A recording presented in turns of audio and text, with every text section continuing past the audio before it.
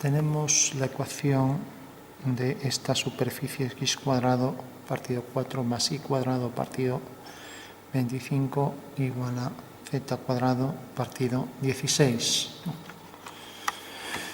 Bueno, lógicamente si a z le damos distintos valores, aquí vemos que esto es una elipse realmente a distintas alturas, ¿no? Y al darle mayores tamaños, pues la elipse se va a ir haciendo más grande. Todas las elipses son proporcionales, entonces tenemos, por ejemplo, aquí una elipse cuyo eje mayor viene, por ejemplo, por aquí. Y la representamos en perspectiva. Entonces tenemos la superficie cónica que genera esa ecuación y marcamos aquí, por ejemplo, siguiendo esta dirección, podemos hacer así, por efecto de la perspectiva, que el eje mayor sea este. ¿Vale? Entonces, si seguimos esa dirección, tenemos aquí el eje y vamos a marcar este eje, por ejemplo, como el eje Y. Y vamos a imaginar el diámetro conjugado por aquí, que es el que forma 90 grados en el espacio. O sea que estas son las dos direcciones de los ejes, ¿no? Bueno, entonces tenemos aquí el otro eje X y aquí arriba el eje Z. Bueno, pues esa es la superficie cónica y para que se perciba mejor hemos hecho aquí esta elipse. Pues aquí abajo vamos a terminar pues también siguiendo la misma dirección para el eje mayor y menor. La vamos a concluir, por ejemplo, aquí. Bueno, ya tenemos ahí la superficie cónica y le damos un poco de sombra para que se perciba mejor en 3D. Entonces tenemos las generatrices que vienen por aquí y pasan por el vértice. Y lo mismo en esta generatriz y aquí igual. Y como es superficie, no objeto sólido, y vamos a hacerlo poco, entonces damos un poco de sombra ahí en la parte interna, generando también sombra en la parte interior.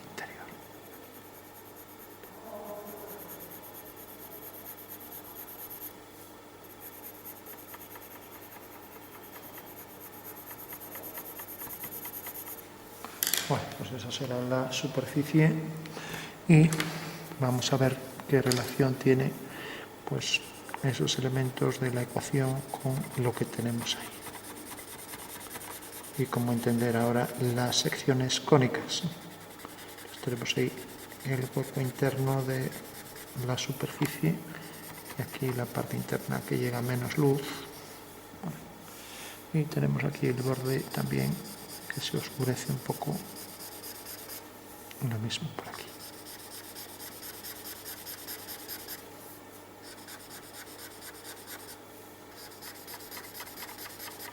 Bueno, pues esa es la superficie cónica, como decíamos.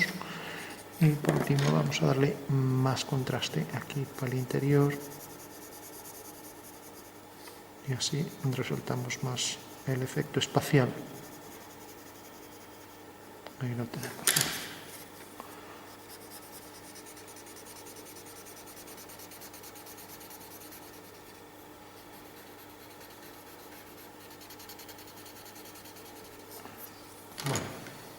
Pues una vez ya que tenemos esto, pues vamos a borrar aquí el extremo por donde se ha extendido el lápiz y lo mismo por aquí y por aquí.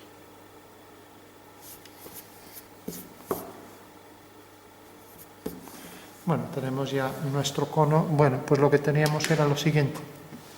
Tenemos el plano XY cuando z vale 0, ¿no? Entonces tenemos que esto se reduce aquí a un punto. Si ahora cogemos, por ejemplo, vamos a darle valor y, pues por ejemplo, un valor 1, 2, 3, lo que queramos, por ejemplo, aquí 2, por 1, 2, 3, etc., ¿no? Entonces, si por ejemplo le damos valor 1, entonces sustituimos aquí, es 1 partido 25, ¿no? Y tenemos x cuadrado partido por 4 más esta constante igual a z cuadrado partido por 16. Bueno, si pasamos esto para aquí, pues siempre vamos a tener x partido por 4, x cuadrado partido menos z cuadrado partido 16 igual a menos 1 partido 25. Bueno, ¿qué va a pasar aquí? Siempre que tenemos dos variables y aquí aparece el signo menos, ¿no? Podríamos variar también, poner aquí el menos, ¿no? Intercambiar el signo también aquí. Y pues vamos a tener una hipérbola. Entonces sabemos que cualquier plano vertical que sea paralelo, este es un cono elíptico, porque en realidad este número es distinto de este, imaginando que z tenga cualquier valor, 3, 4, 5, esto sería una constante, y si tuviéramos aquí valores iguales tendríamos circunferencia, sería un cono circular. En el momento en que esto varía, pues entonces va a variar también los ejes, ¿no? Entonces las secciones siempre van a ser elípticas, todas proporcionales, todas con la misma excentricidad, que quiere decir que tienen la misma relación, como en esta plantilla, entre los ejes. Esto entre esto es lo mismo que esto entre esto, etcétera, ¿no?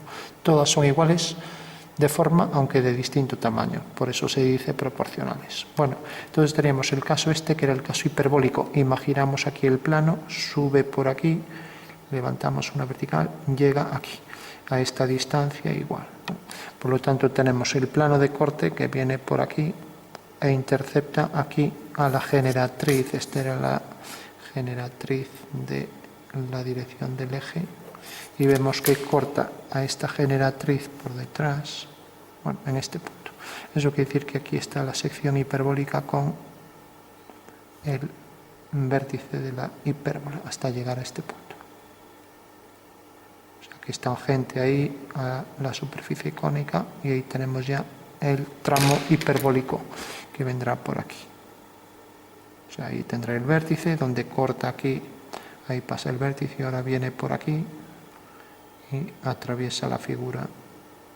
Bueno, pues ahí tenemos ya una sección hiperbólica. Como vemos, cualquier plano paralelo a zx a la altura positiva o negativa, pues siempre va a dar una sección hiperbólica, y además lo sabemos porque ese plano va a cortar también al cono por la parte de abajo. Y cuando un cono es cortado por la parte superior e inferior al mismo tiempo, siempre va a producir dos cortes, y por tanto estamos hablando siempre de una hipérbola, ¿no? Ya que tiene dos curvas que tienen asíntotas, que quiere decir que son curvas que se acercan más a una recta según nos acercamos hacia el infinito, ¿no? Y tiene dos asíntotas, ¿no? Bueno, caso hiperbólico. Caso elíptico, cuando le dábamos a z valores constantes, y entonces tenemos aquí positivo para los dos casos, ¿no? Todos los planos horizontales producirán siempre secciones que son, como diríamos, elipses todas proporcionales, o sea que seguiríamos trayendo hacia aquí nuevas elipses. Voy a coger otra un poco más abajo, de manera que todas están en planos paralelos, cuando z vale 1, z vale 2, z vale 3, etc. Bueno, pues ese sería el caso de las elipses, que son secciones de planos horizontales, otra vez siguiendo la misma dirección para los ejes, idéntica a las anteriores, siempre elipses proporcionales. Bueno, tendríamos el caso, por ejemplo, parabólico, cuando fuera paralelo a una de estas generatrices. Entonces cogería aquí esta generatriz, por ejemplo, que viene por aquí, y haría un plano paralelo a esta generatriz. Entonces tendríamos el caso parabólico, ¿no? Entonces la sección, en este caso un plano que pase por aquí, pero que no pase por el vértice, va a producir una parábola. Entonces sería este caso.